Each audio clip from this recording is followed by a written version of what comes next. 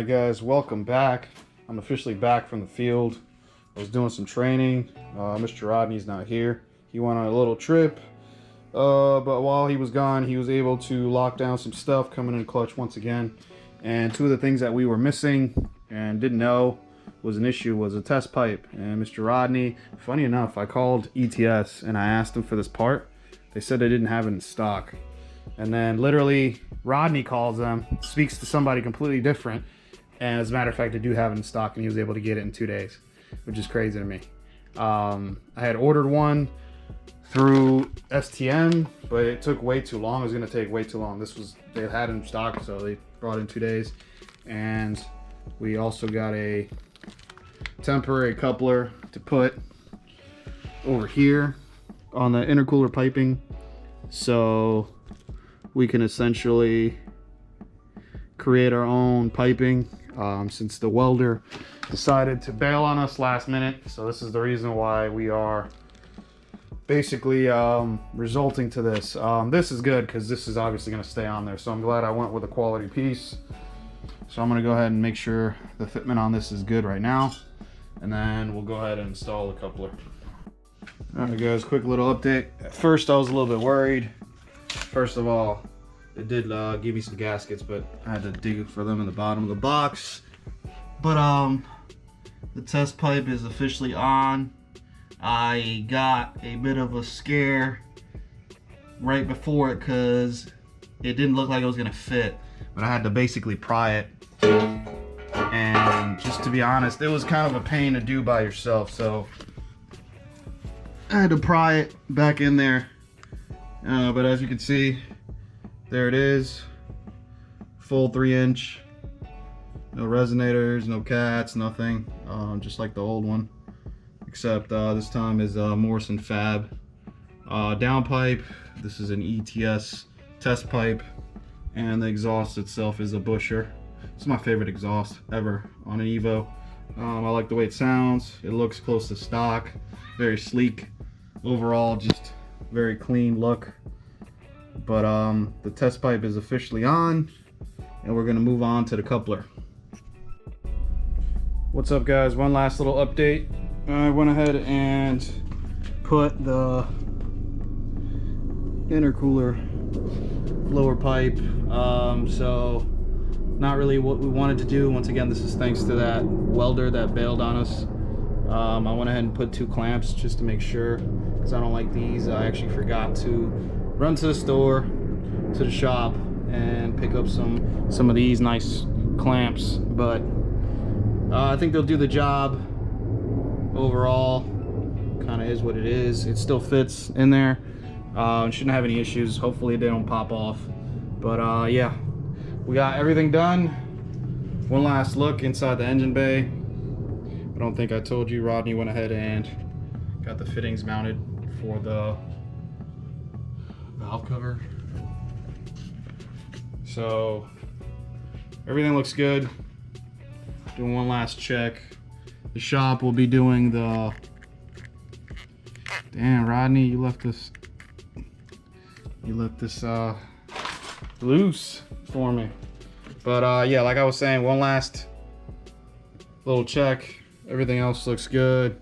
We're leaving the turbo lines and everything. Once again, the shop wants to make sure that they're the ones who first turn on the car, so I'm providing them with all the fluids, and just to ensure we also didn't do any of the turbo lines, just in case they wanted to, you know, say, oh, you could have turned it on. So that way there's absolutely no way that we could turn it on without any turbo lines or anything. You can clearly see it's still open. So other than that, everything else looks good. I'm about to lower this thing, and me and my buddy are gonna go ahead and take this down to force fed tomorrow. So hopefully everything goes well tomorrow. All right guys, take it easy. Peace.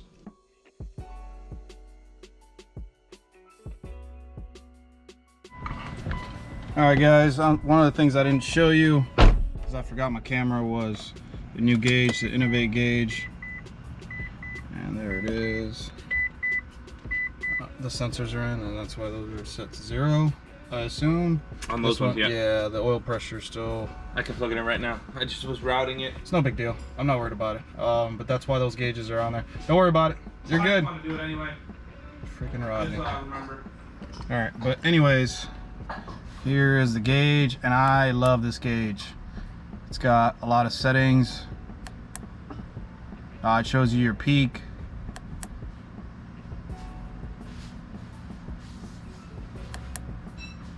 And you can toggle through and set the different peaks and stuff like that, which I'm gonna have to get to learn because I'm not really that familiar with it. I'm just glad that it works. Everything works. See how it dimmed. Oh, no. That one's not oil, that's fuel pressure. I haven't plugged that one in yet. That's the one, it's fuel pressure. Oh, you got them backwards then. I can switch the lines, yeah. Yeah, I wanted oil pressure closest. No big deal. But yeah, just super excited about this gauge. This is one of the things that I was really concerned about was this gauge, because I don't do wiring. So Rodney cleaned it up. You guys already saw that in the previous video. One last thing that we will need to do eventually is, what do you plan on doing with this center console? Well, actually, it's not terrible. It's up to you. You got to trim the edge or the base. If you want, yeah. Yeah. Freaking. I contacted the RRT Motorsports, the guys who made my transmission, and they said it's perfectly normal for fourth gear. From what he's saying, fourth gear is a little bit tougher because, yep, there it is. Yep, so now it's up to 0, all of them. That's fucking dope. So I'm pretty excited about. I'm actually gonna have somebody make me some vinyl, and I'm gonna actually label it, since I can't do it in there. So that way it's kind of, or maybe I might do it in bottom layer, really small down here, just something nice subtle. Laser etch that though. Yeah, that would something be pretty cool. Something subtle would be cool. And eventually I'll end up getting a new radio because I'm tired of this white screen. It's done. This radio used to be really good. I liked it, but it's time for a new one. I still can't find one. I still can't find something like this without the stupid, cheesy fucking calculator letter. I don't like that. What if I could fix that one? I would love it, but then I would also, it doesn't have Bluetooth. Yeah. We can add Bluetooth to it though. Through that dongle. This? Mm-hmm. Alright, well if that's something you can do. Wireless yeah. transmitter. But yeah, that'd be nice. As long as I could plug it in and listen to my current iPhone, not my look how old this thing is. That's for a like iPhone 3, 4. The 30 pin. Yeah. But yeah, overall very happy with how it looks in here. I already have, I don't think I've shown you guys. I don't think I have. I have a new kit here for the interior to clean this up. And I chose this red stitching to make it better, but I'll do a separate video for all this stuff eventually. Once the car is all done up, I plan on doing a lot of parts. You guys already know I got a bunch of exterior parts for the engine bay and whatnot, but overall, very happy. So here we have the double pumper. This is from Bulletproof Racing. Rodney forgot the float. So I'm literally just over here minding my business, doing something else. I noticed the old pump over there, and I'm like, hey, did you put the new float on there? And he's like, what's a float? No, that's not. So as you can see, this float looks old. I didn't know that it was supposed to be swapped over, but I guess it is. And so to do that, you got to take 3 bolts off, pull that out, and then the float just pops right in. So it's another reason why I didn't know. Old one, the float just pops right off. It's no big deal. It's on there. Yep. Put it right back in. Go ahead and show you what it takes. We still got to get that. Stress is what it takes. We still got to put that vacuum line in there too. I didn't want to do that. Vacuum line goes over there, under the seat. Yeah, but you already have it? No, it doesn't go from here. It goes from the okay. module. Oh, okay. Well, that's not that bad then. Here. So, what you do? So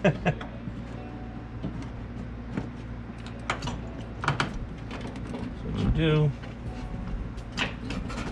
Put that inside in first. Maybe the float will go in.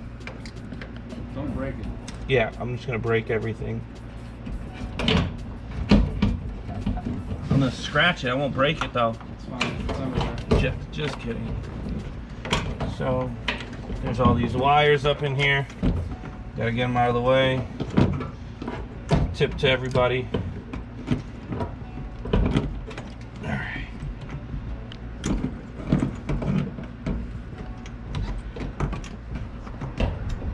Tip is put this one in first. But you'll understand if you do it why I'm telling you to put that one in first. Just trust me. Alright, that bad boy's in. Now we just gotta finagle it.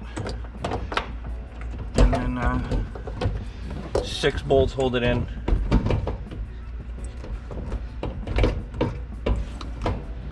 Just gonna make sure everything's out of the way here before we do everything. 1.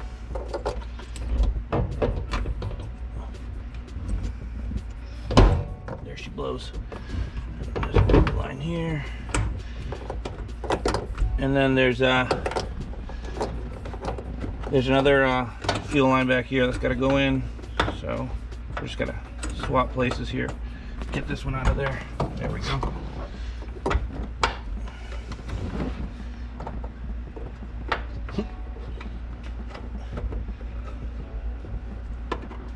There's the click. Now we're in there. And then again, we'll do this one last because there's a little bolt there.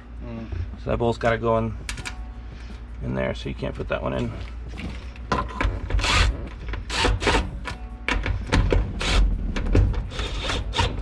So put them in slowly. You don't have to put them all the way down just yet.